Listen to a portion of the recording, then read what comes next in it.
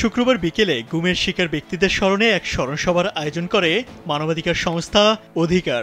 অধিকার দাবি করে শেখ হাসিনার নেতৃত্বাধীন সাবেক সরকার কর্তৃত্ববাদী শাসন প্রতিষ্ঠা করে রাষ্ট্রীয় নিপীড়নের হাতিয়ার হিসেবে গুমকে ব্যবহার করেছে।